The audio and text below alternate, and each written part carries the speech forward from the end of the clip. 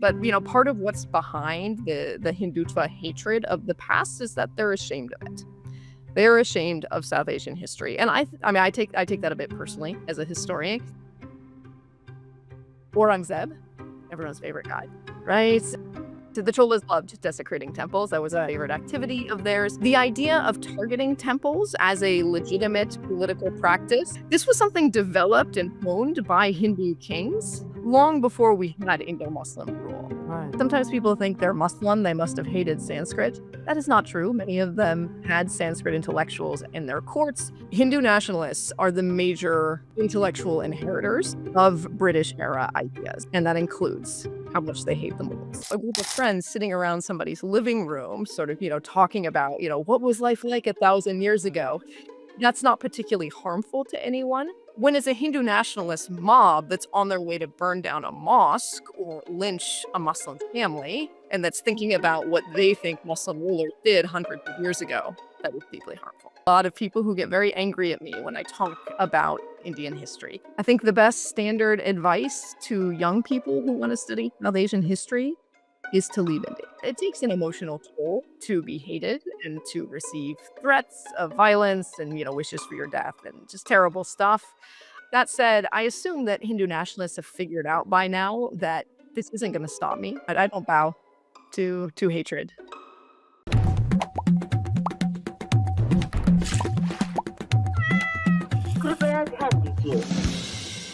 Hi, welcome to Scroll Adda. We're here with Audrey Truschke, a scholar of South Asian history and a professor at Rutgers University.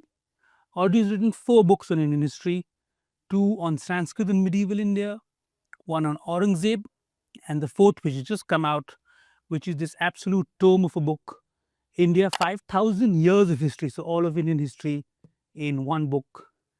She is also, not to put too fine a point on it, a bit of a hate figure for the Hindutva right in India. In fact, she also says that she's not comfortable coming to India because she does not really feel safe given this hate. Welcome to Scroll Adda, Audrey. Thank you so much for having me. Before we begin the podcast, I want to put out 2 quick points. Number 1, if you want to listen to an audio version of this podcast, go to Spotify, Apple, or wherever you get your podcast from and search for Scroll Adda and you'll find it. Second, if you want to support this podcast, if you want to support the journalism that Scroll does, there's a link in the bio for our Scroll Studio Fund. Please go in and donate generously after the podcast. Audrey, you teach South Asian history right now. Explain the journey that got you here. I originally started studying South Asia at the age of 18 as an undergraduate at the University of Chicago. I also tell a version of this story in this book, in the afterword. I started with Sanskrit. That's sort of when I fell kind of head over heels in love with South Asian literatures and languages. I discovered I had a little bit of a knack for it as well. The next thing you know, I have my undergraduate degree. I've done 4 years of Sanskrit, a year of Persian, and I know a fair amount, especially about the Indian epics. That didn't translate into excellent employment opportunities. I took a year off, and then I came back for graduate work, had my PhD by the age of 30. In short, the study of South Asia has defined my professional life. I know that people sometimes try to look for some sort of personal connection or family connection. That's really not there in my case. To me, this is an intellectual love, which in many ways is the highest form of love in my mind. And India continues to fascinate me. We're going to come back to that connection later on the podcast. There's an interesting point that you brought up. I want to actually go quickly to the book before we go on to more wider ranging topics. What was in your head, Audrey, when you wanted to write a history of the Indian subcontinent, which is what, a fourth of the planet, over 5,000 years? What were you thinking? What were you trying to achieve? That's a great question. I will say in my mild defense, writing this book was not my idea. This was the idea of Princeton University Press. They approached me and asked me to write a big book. That's how in my memory they put it, a big book about Indian history, the whole shebang. And I said no at first. Precisely for the reasons you name. It's too big, it's too broad. A history of a quarter of the world's population over 5,000 years, that's a little like writing the history of all of Europe and all of Africa combined, right? Like, we don't do it that way because it's too much. In the end, I was persuaded, however, for a variety of reasons, among other things, that we do need something to teach. I do teach this entire range of South Asian history over 2 semesters every year at Rutgers.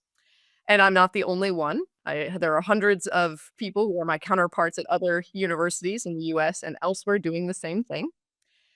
Also, we need somewhere for people to start, right? And especially here thinking about a Western audience that may not be familiar with basically anything about South Asian history aside from maybe, knowing what yoga is and what they think yoga is anyways. We need somewhere for people to start, to say, an entry point. And so I hope that this book can serve that purpose. I want to actually, so I want to go from yoga to modern India. As a historian, how do you think, what are your views on how India right now deals with the history? Because history, as you would know, is an incredibly hot button topic in India. I never realized that such a nerdy topic would be so controversial, would be so, for lack of a better word, sexy. What do you see as a historian, as a professional historian, when you look at all the controversies and all the fights over history in India? I think the first thing I would say is that India is big and diverse. Few things are unchanged throughout human history. That's one sort of consistency is India being very big and diverse. There are many sectors of Indian society and many individual Indians who are super into history. Some as sort of, a kind of side interest. India has also produced some of the leading historians of South Asia, not to mention of many other subjects as well. I think all those people are doing great. I think what you're really thinking about, though, are sort of the far right attacks on history, that stem from I mean, a bunch of sources, but, part of what's behind the Hindutva hatred of the past is that they're ashamed of it. They're ashamed of South Asian history, and I mean, I take that a bit personally as a historian. I Right, think South Asian history is pretty amazing. right, Um, I think Hindu nationalists, they use the past as a foil for the present. And that's an abuse of history, right? History is fundamentally not about us. We can learn from it and we should learn from it. Um, but it's not meant to be something that we project ourselves onto. Part of studying the past, part of what comes with that is an appreciation of how different everything was at different points in history. Almost nothing remains the same. The definition of India, what it means to be Indian, who counts as Indian and who does not, what identities matter the most, all of that shifts again and again. And studying history can help one appreciate that in both the general and the specific. I will end on this point by saying that, as you know, there's a lot of attacks on not just history, but on historians, right? It's sort of a shoot the messenger kind of mentality, right? I have a lot of people who get very angry at me when I talk about Indian history, and that is completely inappropriate and misplaced, right? What those people are really angry at is the past, right, and their ancestors, and to some degree themselves for not being able to reconcile themselves. right.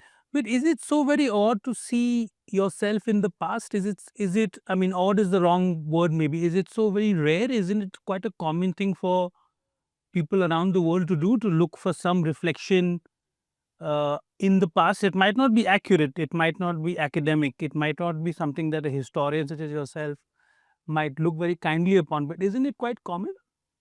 I think it's certainly not uncommon. I think perhaps what makes this a bit different in the India case at present is that you have combined a sort of projection of the past, a projection of the present onto the past. You have that combined with immense political and social power, right? People may misread and misunderstand the past all the time, but when it's, a group of friends sitting around somebody's living room, sort of, talking about, what was life like 1,000 years Right. ago, that's not particularly harmful to anyone. When it's a Hindu nationalist mob that's on their way to burn down a mosque or lynch a Muslim family, and that's thinking about what they think Muslim rulers did hundreds of years ago, that is deeply harmful. Right. So basically, what you're maybe talking about is the weaponization of maybe strands of history for current politics, even violence. Yes, I would say that's definitely the violence is my primary concern. Right. In fact, I want to jump up from what you're saying. There's just been news in today that the NCRT, which is an Indian government body, which has released a new set of textbooks in which the Mughals are described as brutal, ruthless, a lot of descriptions of them being temple destroyers. Do you think that's very accurate, Audrey? So I have not seen these new textbook edits. I would need to see them and review them to have a clear opinion. But based on what you just said, no, that is an inaccurate description.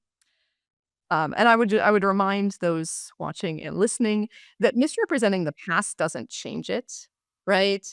So folks are trying to change the past in vain. The history remains untouched. The effect, though, is that you make a generation of Indians ignorant about it, and that is a true tragedy. But some of the facts that these textbooks represent, I mean, to give you an example, for example, they go through Babur's biography and history, and he did kill a lot of people. He did set up towers of skulls. So, is that when given these facts, is it wrong to represent him, for example, as brutal or ruthless? I think I was more responding to the temple destroyer bit. Right. I don't know that it's wrong to represent pre-modern kings as brutal and ruthless, Babur included, but it is wrong to do so selectively, right? Your Rajput king, Shivaji, you know, pick your favorite quote unquote Hindu ruler. They were every bit as ruthless. You're saying it was a feature of the age rather than one particular person being particularly brutal or ruthless. Absolutely. It's something at some point I believe I mentioned this somewhere in the book, Right. that pre-modernity was actually very bloody. Much bloodier overall, we think, than modernity is, Mhm. which is pretty astonishing because we have no lack of wars and atrocities in the modern day. And I want you to dig further into temple destruction. So, when you say that this idea of the Mughals being temple destroyers, and in fact, the NCRT textbook even characterizes the Delhi Sultans as temple destroyers, you think that's not accurate either? Well, let me tell you how I deal with temple destruction in my new Mhm. book, India. I deal with temple desecration and destruction together, when I talk about the Cholas, right? So the Cholas loved desecrating temples. That was a Right. favorite activity of theirs. The idea of targeting temples as a legitimate political practice, and I don't mean legitimate in our terms, but Mhm. legitimate in their terms 1,000 years ago. This was something developed and honed by Hindu kings, to a much lesser degree by Buddhist kings in Mhm. Nepal as well, long before we had Indo-Muslim rule, Right. right? And so, the Cholas and, the Pratiharas and various other people, are going around stealing each other's icons, desecrating each other's temples because they viewed temples as sort of embodying the authority of political rulers. Mhm. Now, that may sound atrocious to people today. It certainly sounds atrocious to me as a modern 21st century person, but we're not trying to understand and think about our feelings. We're trying to understand 1,000 years ago. By the time the Delhi Sultanate shows up, and more than 300 years later, the Mughals show up, this idea of targeting temples was well established. As an Indian practice, it slotted into certain kinds of Islamic rhetoric fairly well. And so to me, what I see with Indo-Muslim rulers is a continuation of a practice rather than the wholesale invention of one. When we address this in a history textbook, it is important to be equitable in our treatment and also to be honest about the starting points. When you take a practice that Hindu rulers invented, you don't mention that, and you just talk about Muslim rulers doing it hundreds of years later. That's bias. That's a remarkable thing, which is you're saying this idea of temple destruction was actually invented by Hindu rulers and predates Indo-Muslim rule completely. But that's never mentioned in our textbooks. As I said, desecration and destruction. Hindu rulers tended more to desecrate temples rather than wholesale destroy them. Right. I mean, that's somewhat of a continuum of desecration to destruction. So, But just to push further on the fact, let us assume this practice would not have existed amongst Hindu rulers. Would it not have then existed in Indo-Muslim rule? Just the thought experiment. I don't know. That's the short answer to that question. I don't it's impossible for me to imagine Indo-Muslim rulers doing temple destructions without the background of understanding what those temples meant in Indian society. So could you? I want to dig further into this because this is such a controversial and popular trope when we're reading about Indian history. Uh, why would a temple be desecrated, whether be it a Hindu ruler or whether be it a Muslim ruler from medieval India? What was the thinking going on in that Sultan or Raja's head when he was trying to desecrate or destroy a temple? So the general idea here was that specific temples, not every single temple, but generally kind of like your big, showy, flashy temples that had been paid for largely with royal patronage, that those temples were sites not only of religious practice, but also sites that embodied the authority of particular kings and their lineages, which made them political sites in addition to being religious sites. Right? The modern division between religion and politics is just that, is modern. Didn't exist. And so by sacking a particular temple, whatever that sacking consisted of, whether it was stealing the icon or destroying the temple entirely, this was a way to issue a blow against a political rival, Right. right? I would point out this is one of those cases.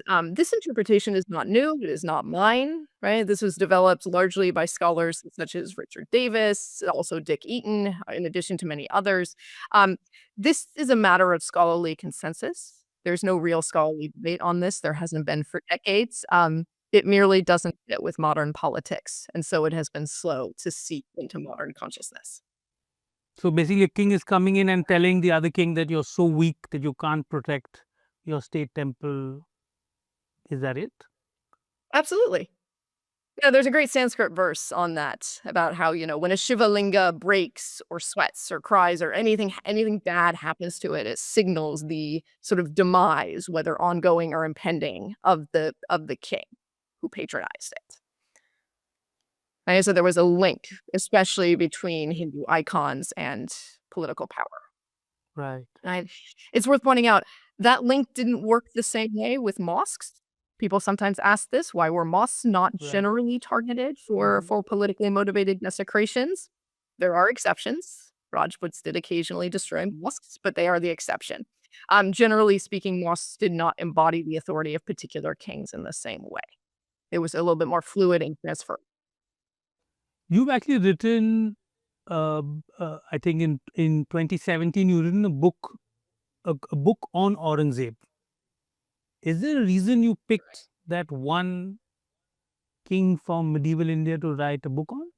Absolutely. I felt that Aurangzeb was most in need of sort of scholarly attention in the public sphere. Mm-hmm. Right? And that's a particular niche, so I wrote the Aurangzeb book fundamentally not for other scholars, not for my colleagues. Right. Um, I wrote it for a popular Indian audience predominantly. Um, and I felt at the time, I think I still stand by this, that we had 10, 20, 30 years of scholarly advances in how we think about Aurangzeb. We had gained scholarly consensus on certain key points, and that had not yet really been communicated to general readers and thinkers outside of the ivory tower. Mm. After writing and publishing that book and dealing with the aftermath, I sort of viscerally experienced perhaps why nobody had written that book All right. before, but I would do it all over again. We're going to come to that. I think we're going to come to the backlash that you've received in a bit. But I want to dig a little bit further into Aurangzeb. So there is a perception of Aurangzeb in India which is widespread. I would say that he was a tyrant, he was India's most evil ruler, and so on. But tell us, as a historian, Audrey, if you sort of travel back in time to, I don't know, 1690 and asked a regular guy in Delhi about Aurangzeb, what would she tell you? So, in a sense, we can do that, right? We do that through written sources. Right. And we have written sources on Aurangzeb from a huge variety of individuals, written in Hindi, in Sanskrit, in Bengali, in Braj Bhasha, in Persian, huge variety of languages, right? So not courtly sources, but other sources. The general view of Aurangzeb is relatively standard and positive, right? So he's a Mughal king. We've had Mughal kings for a long time. By the time we get to the 1690s, right? I mean, the Mughal dynasty has been around 170-ish years by that Right. point in time. Um, and most of them say, look, he's brought, relative peace and prosperity. And I think I would also caveat that with saying, at least in many of the sources I've read on Aurangzeb, he's treated as pretty normal. The main extraordinary thing about Aurangzeb at the time was that he controlled more land than any Right. other king in Right. Indian history due to the Deccan conquest, which was the fulfillment of a long-standing Mughal ambition. Akbar would have done that too. He tried, he failed. He just couldn't do it. Aurangzeb succeeded, and so he ruled more land than any other Indian ruler by a long shot. And people even in the 1690s, even if they didn't know the exact chronology of South Asian history that we know today, so they wouldn't have been able to say that, Mhm. they had some sense that he ruled a really large empire and that that was without at least recent known precedent. So you're saying, for example, in India, there's a lot of there's a binary between Akbar and Aurangzeb, for example, right? But you're saying if you go back to the late 17th century, most people would not actually sense some sort of ideological disjuncture from his, what is he, great great grandfather or great great great grandfather. I certainly think the binary that we have would have been laughed out of the town square in the 1690s. It's in my opinion, it's still laughed out of town square among academics. I mean, Akbar and Aurangzeb actually share a lot of things in common. They were, of course, different. I think I can identify a lot of differences between them. I think people at the time and during Aurangzeb's life could have identified differences, but on a much smaller scale, not this sort of seismic good Muslim ruler, bad Muslim ruler thing we have today. Right. So where is this coming from? This good Muslim ruler, bad Muslim ruler. What is the genesis of this Akbar Aurangzeb sort of very sharp binary that we've got? British. Right. So the British are coming in and they're saying that Akbar is the good Muslim and Aurangzeb is the bad Muslim. Yes. The British say a lot of other things as well. Sometimes they say the Mughals are all bad. Keep in mind that British vilifications of the Mughals served the British crown and their interests, right? A great way to try to justify your unjustifiable colonial rule is to say, "Hey, at least we're better than the tyrants who came before us," and those happen to be the Mughals. Um, the British mistranslated histories, they selectively translated histories, and they just again and again criticized the Mughals. Now, I wanna be clear, while the British did all that in the 19th century, starting in the 19th century, Indians also participated in that, right? So it's not only the British, stuff that we find in English medium, British authored sources does appear in Indian authored Indian vernacular sources pretty quickly, Mhm. already in the early 19th century. And of course, the British have been gone for quite a while from South Asia. And so in the implicit question of why this colonial era ideas, why these still hang over Indian society, that has to do with Hindu nationalism. Hindu nationalists are the major intellectual inheritors of British era ideas and of sort of the Raj's ideology in many ways. And that includes how much they hate the Mughals. Right. I'm going to come back to the Hindutva point because I think that's a critical point that's coming up again and again. I want to also dig a little bit into your work as a Sanskritist, right? That is the origin of your intellectual journey. Uh, again, I want to go to medieval India, and there's again this idea in today that Sanskrit disappears from India, at least as an intellectual language, once the Muslims come in. Is that true? That is not true. No. Sanskrit intellectual production continues apace. If anything, it grows in the second millennium CE. Some of that is due to the patronage of Indo-Muslim rulers. right? Sometimes people think they're Muslim, they must have hated Sanskrit. That is not true. Many of them had Sanskrit intellectuals in their courts. They were translating Sanskrit texts into Persian. Some Muslim rulers were also patronizing the production of original Sanskrit works. Sanskrit texts also continued to be produced in a huge variety of other venues, including in Hindu, Jain, and so long as they survived, Buddhist religious venues. Sanskrit really only began to die out sometime in between the 17th and the 19th centuries. Right. This is a point on which there is not scholarly consensus. This has been a fairly robust argument for the last 2 decades in the academy. Exactly when did Sanskrit start to die off? When did it finally die off? And what were the possible causes of that? That we do not agree upon. But could this is fascinating. Could you tell us some of the theories that around why Sanskrit died out? So, in no particular order, some people say that Sanskrit sort of wore itself out, especially if you look at philosophy. There's a lot of rehashing of arguments, maybe not enough new was going on. Some people say that vernaculars got the better of Sanskrit, especially in North India, and especially once North Indian vernaculars tend to be written down and develop their own sort of literary traditions. Some people tie it to British colonialism and the advent of English. Right. So in fact, it might be. I mean, one of the leading theories you're saying is the British Raj maybe killed off Sanskrit because English then became the language of intellectualism and power. Right. I mean, I think I actually do not have a clearly articulated view on this particular subject, which may sound odd as a Sanskritist. I just think it's really complicated. I think what probably most Sanskritists would agree upon is as follows. Sanskrit did really well in the pre-modern world. Pre-modern India, people loved Sanskrit. It changed a lot. It was dynamic. There was a lot of possibility there. Mhm. It did not survive the transition to modernity. We see that in other areas of the world as well. Latin and ancient Greek, things like that. They didn't quite make the leap. The leap. Again, I want to go back to your book. You really spanned this incredible eras.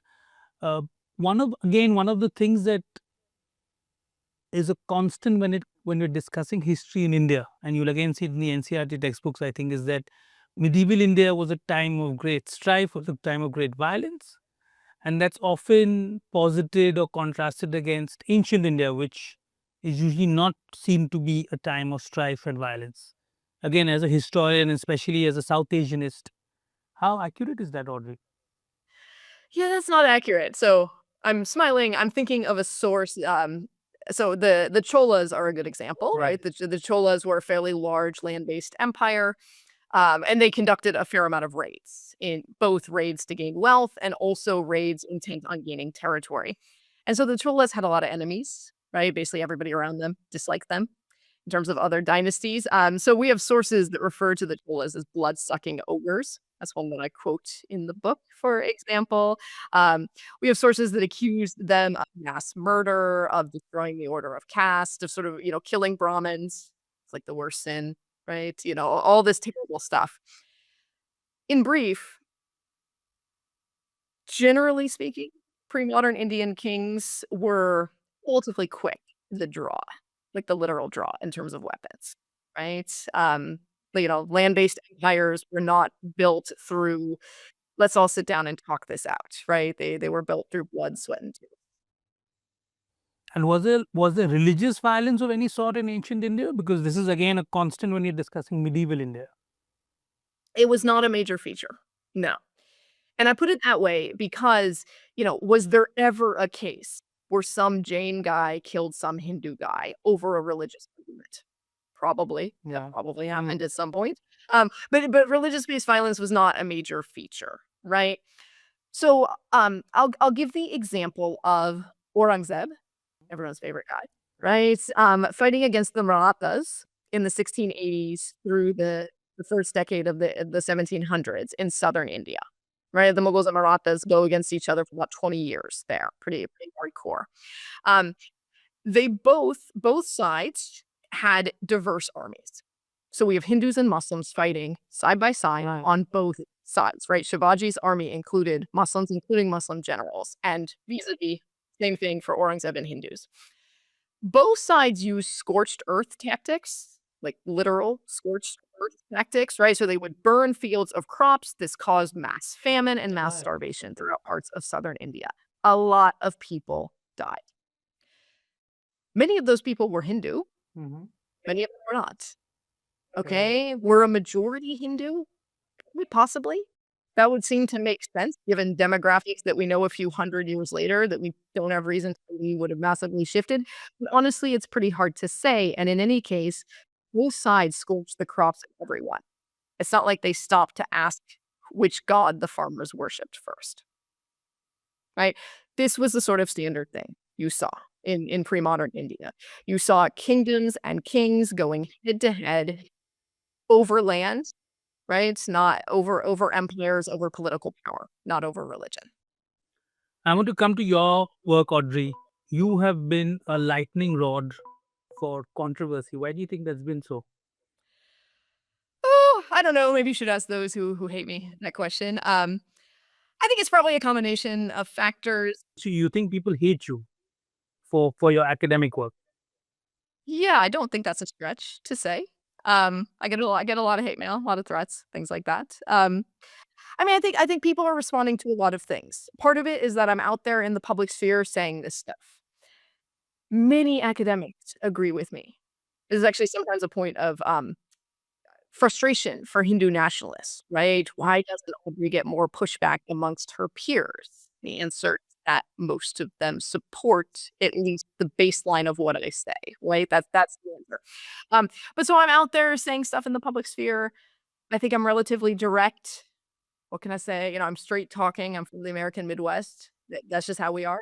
Um, I'm, of course, not South Asian by descent. Some people react to that. Some people really think that history is in your bloodline. I do not think that. I think that's a very dangerous idea. I think history and knowledge is in your training. Um, So you've been attacked for not being South Asian or even of South Asian descent.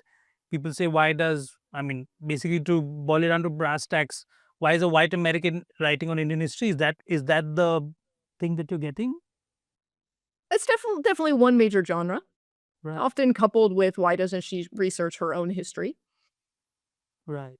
And you, Which, you, you that's always a complicated category for Americans. What is our history, right? We're a nation of immigrants, but yeah. anyways.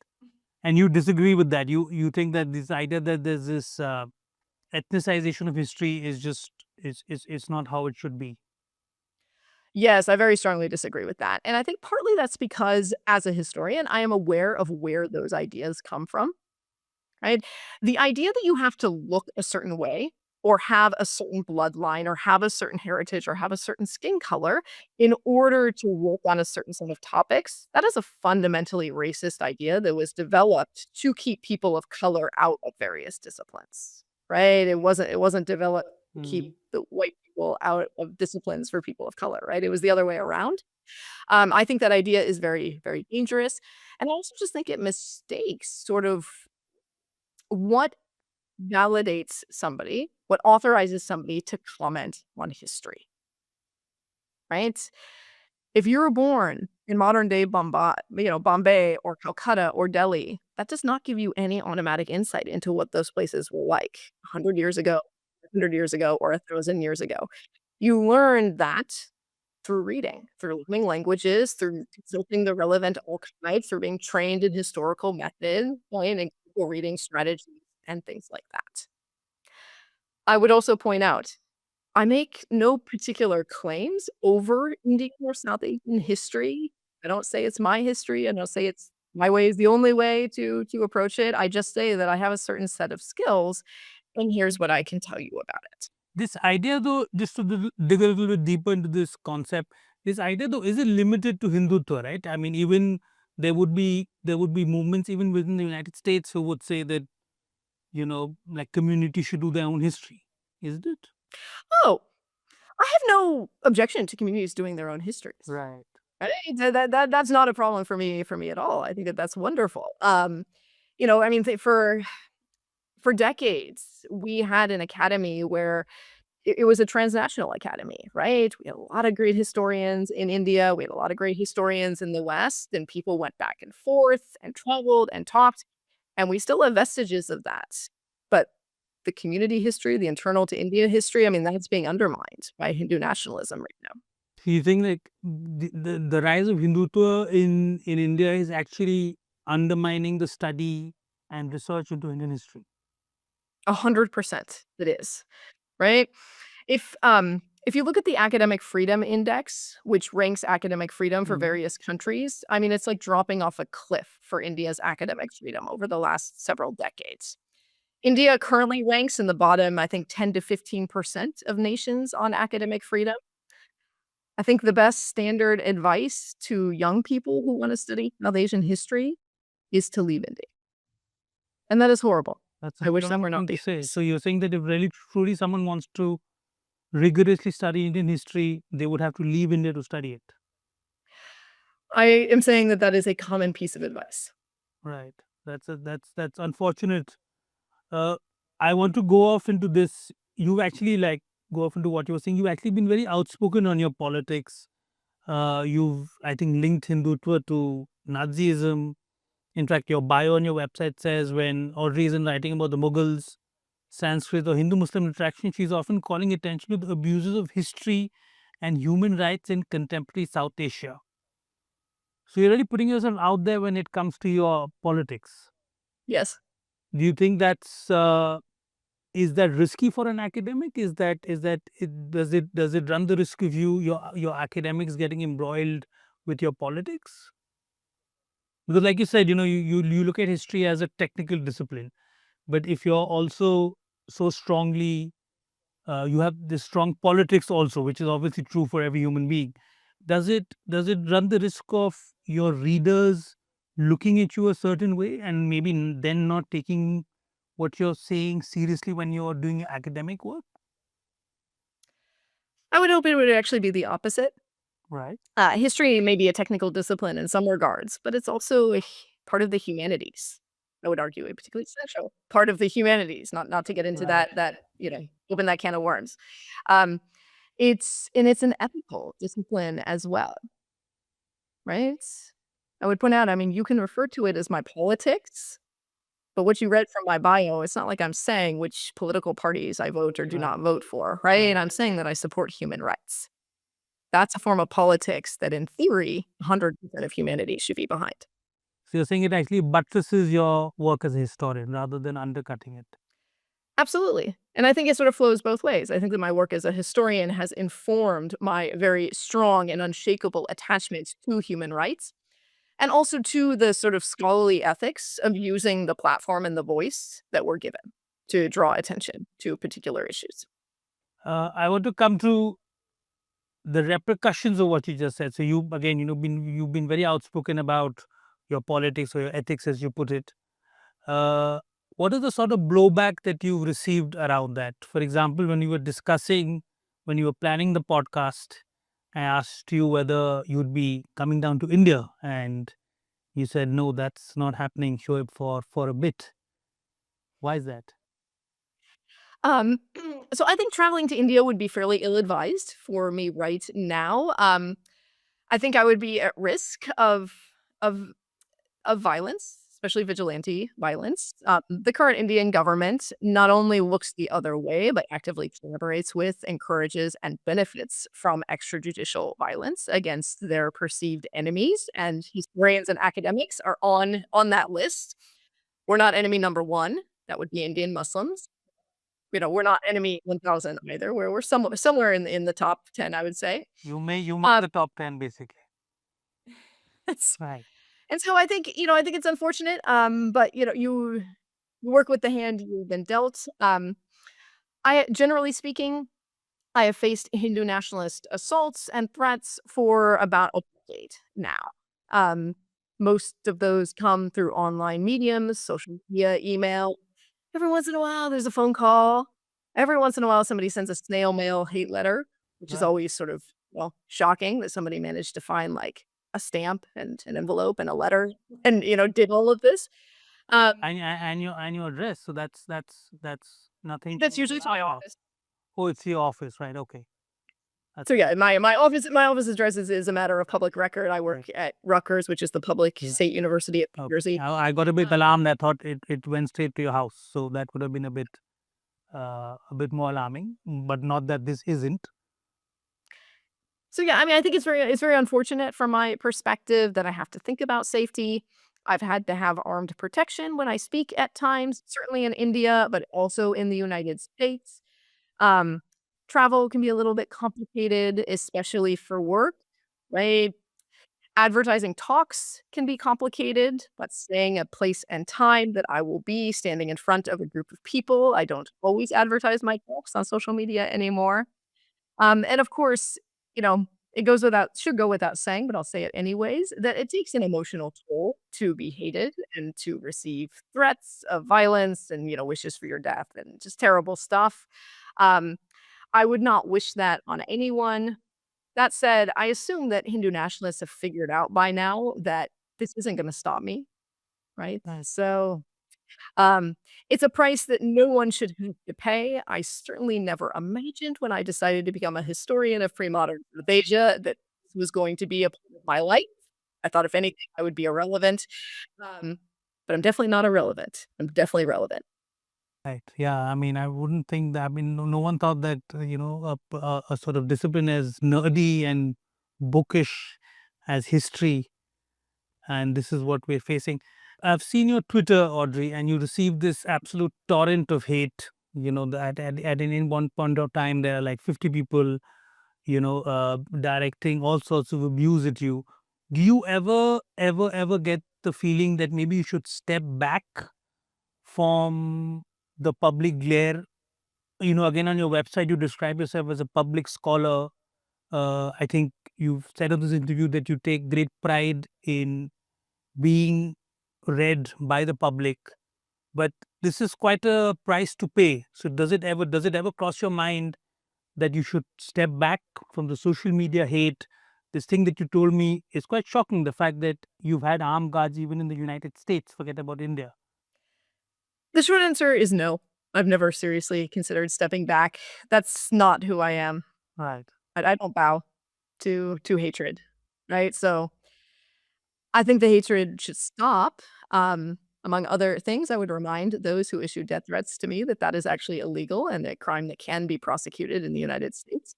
Um, but no, no, I'm not going to stop. I will say, you mentioned Twitter or X. I have stepped back from that platform a lot, right? I basically post exclusively promotion stuff about my book and stuff there now. But I mean, Twitter has become a real cesspool. It's still more used in India than a lot of us have stepped back in the United States. For those interested in actually, hearing my thoughts on anything, where I actually post now is Blue Sky. Right. Is that like a post-Trump thing? Sorry, is that a post Elon Post Musk thing? wait, oh, really? It's a post Musk takeover thing, right? I mean, I think Twitter or X has become less safe. It wasn't particularly safe before, but it's become a lot less safe with Musk's takeover and some of the changes in moderation. Also, that website is feeding everyone on it a ton of right-wing material. I don't care how you have your settings set. I don't care if you're only looking at the who you follow tab. You are getting a bunch of right-wing material. Among other things, I study Hindu nationalism and have for the last decade. And one thing that is very clear to me is that no one can be exposed to right-wing hatred over and over and not be influenced by it. There are precautions you can take to make sure you don't, like, go down the rabbit hole, but if you think you're not being influenced, you're wrong. If you think you're not being desensitized, you're wrong. You are. And so, personally, I don't like exposing myself to that and seeing that, especially in a social media context.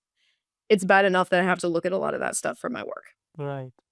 So this is very interesting conference. Do you notice, you're obviously a historian of South Asia. You've studied modern. You obviously follow modern India. You live in the United States. You're American. Do you see any confluence between, say, a Mr. Trump and a Mr. Modi? Do you see any patterns that Oh, come sure. across? I mean, I think in many ways, Modi is who Trump wants to be, Right. right? He wants that level of deification, that level of reverence, that level of control. Um I'm reminded of the 2019 Howdy Modi event where Trump opened for Modi, Right. right? I mean, that's something that's basically Right. unprecedented for a US president to Right. do, right? To open for the leader of another nation and a non-formal ally at And that, in a right? stadium. Right. I mean, Right. it was wild to see. And yeah, I think one thing we are seeing in the United States are increasing alliances between Hindu nationalists here, right? We do have US like homegrown Hindu nationalist problems. So we're seeing some alliances between them and then the general sort of like white Christian nationalist far right that supports President Trump.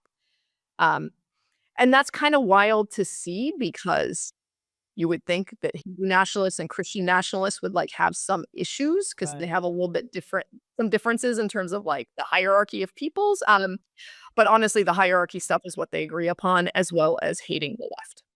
So Yeah, every once in a while, there'll be a little clash. I think there was a video of Mr. Mamdani eating with his hands recently, who's the mayoral candidate for New York. And a lot of right-wing Americans came down on him. And then a lot of Hindutvawadis also got a bit stung because obviously everyone in India, whether you're Hindu or Muslim, we eat with our hands. absolutely. I think, we've seen a fair amount of attention on candidate Mamdani running for to be mayor of New York. That's completely expected in the US. That's, following the mayoral race for New York City is a normal thing across US national media. It's not particularly normal for that to be noticed in the Indian media, however, right? And some of that is explainable by the fact that he's of South Asian descent, but some of it is explainable because of the Hindu nationalist interests in him being Muslim, right? And Audrey, I want to step back to something that you said, that you take a lot of care in your work being accessible, right? And this is often a criticism directed at academia, especially in the humanities, maybe, that the work is inaccessible. So, is that something that you're consciously trying to break, a mold that you're trying to go against? So there is a theory among academics Hmm. that big, complicated ideas require long, complicated sentences. I think that might be true at times, but I honestly think that 90% of the time it's window dressing. I honestly think that academics could be a lot more clear with our language and our ideas, but it's really hard. And so for me, I'm not particularly interested in criticizing specific academics on this front, but I am interested in demonstrating and developing and charting a different way forward. And so I really tried, especially with this book, with India. I spent a lot of time on the language and going over the sentences with a fine-tooth comb and just trying to make it readable and accessible. Um, that's for the general public. I will be honest, it is also for undergraduates. And this book is meant for a general readership as well as for undergraduate teaching. Undergraduates, I mean, every year we're suffering from sort of lower levels of reading abilities going in. There's a lot of things we need to do to correct that, but one of them is to make our textbooks a little bit more accessible. So I also just think that, look, the the stories sound better, the history sounds better, people remember it more, it enlivens people's imaginations more when you put it in at least somewhat compelling language. I'm not saying I'm the best writer in the world, but I really did try with this book. Yeah, but a lot of history, I think, wins worst writing award. So I think that's I think that's an achievement in itself. So and I would totally agree with this. This book is actually, as I think we've discussed on the phone yesterday, it is very lucid to read. It's easy to read. But explain to us, Audrey, what leads to this idea where a lot of history writing is very dense. And I'm saying this not just because to have a discussion on academia, right? But the thing is, going back to the earlier discussion we were having, is that Hindutva has been, whether we like it or not, very, very successful in doing political propaganda using history, right? Using, maybe it's faux history, maybe it's not accurate history. It's, it looks like history, but it's not, but they've managed to do it. And on the other hand, there's this great history that is being done, this accurate history. You're talking about scholarly consensus on Aurangzeb and so on.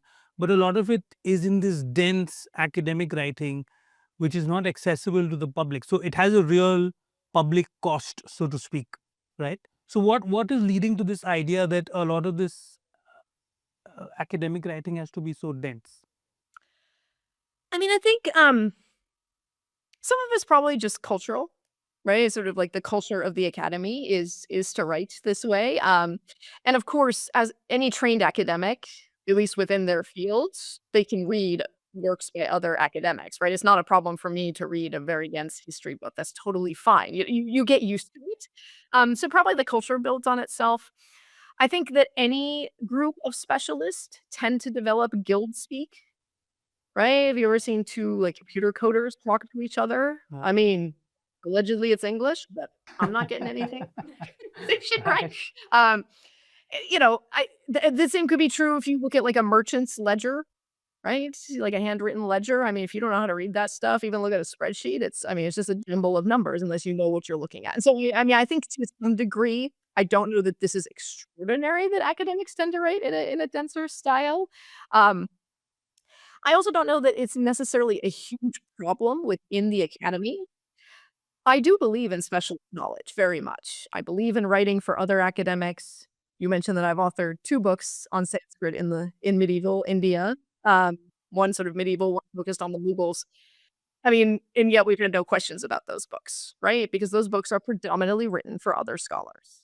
So I believe in that too. I believe in that sort of level of knowledge that's largely within the academy. We're not trying to keep it from anyone. It's just that other people don't care enough, frankly, to figure out what's going on and read our stuff. I just also think that there's an aspect of academic work that involves speaking to a broader, and that's what the India book is about. Final question, Audrey. You've been quite open about your politics or your ethics when it comes to India. You've said, that there are a lot of human rights abuses happening in India. As a South Asianist, though, I feel that you haven't been as vocal about Pakistan. Is that correct? I don't think that's correct. Are you thinking about something in particular? No, I mean it's a general question. I'm following your work, but you can disagree with me. You can say that no, that's not true. You have been vocal about Pakistan, is what you're saying. So, okay, I guess it's not a completely unfair point. Um, so I have been speaking about Hindu nationalism largely in the last 10 years. In that period of time, we have seen India shift from being a functioning democracy to being something else. Right? And I think, scholars we're still sort of working out exactly what India is, and India is continuing But to you think shift. India is not a functioning democracy anymore. I do not consider it a fully functioning democracy. Neither does Right. VDEM Research Institute. Right. Neither does Amnesty International or I mean, human rights groups' views in general on India are wholesale negative right now. Um, that shift has been happening in the last decade. Pakistan hasn't shifted, Right. right? So, I mean, that's part of why, like, I and many other scholars have been responding to and charting a true loss in India, that if it was lost in Pakistan, it was lost a long time ago. That said, So you, I do you criticize in a way you're saying you had maybe higher expectations from India, given just the baseline was higher than Pakistan. It is when you started your research. the starting baseline was different. Right. Right? Um, I would also point out, I think I do criticize Pakistan, especially when it matters. So something that I have done is go to Pakistan, because I can go to Pakistan. I've visited several times, Right. and last time or the time before, forget when I was there, I was asked to give a lecture on Hindu nationalism in Mm-hmm. India, Mm-hmm. in Lahore. Context matters, right? I'm very aware of how that sort of talk might be received in the sorts of, kind of, you know, n- Pakistani nationalist narratives that might be worked into, right? And so I agreed to give the talk, but with some modifications. Right. So I talked about Hindu nationalism in India, and then this is to a crowd of college students predominantly. And basically, right at the moment, maybe 10, 15 minutes in, right when, folks are starting to get riled up, this is why we needed partition. This is why Jinnah was right, like this sort of stuff. But then I started talking about the Ahmadiyya in Pakistan and how they're treated and the stripping away of the name of Right. Islam for them. And the whole tone changed in Right. the room. Right. Right? I did that with the full knowledge that Pakistan's ISI, that their like secret service was there. right? They surveil me when I'm in Pakistan. That's no secret. And that's special to me. They surveil a lot of people. So you're saying the ISI was surveilling you when you were in Pakistan? 100% they were surveilling. And so I said all of this with full knowledge that the ISI was there hearing it. So I do criticize Pakistan. Maybe that's not always the most visceral to people and visible to everyone, but I would argue that I do it when it matters. Thank you so much for this, Audrey. This was a fascinating conversation. Viewers, thank you for watching Scroll Adda. I'm going to repeat the message that I started this podcast with. Number one, there's a link for the Scroll Studio Fund in the description. Go there and contribute. Number two, if you want to listen to an audio version of this podcast, you can search for it on Spotify, Apple Podcasts, or wherever else you get your podcast from. This is Shoaib Daniyal signing out.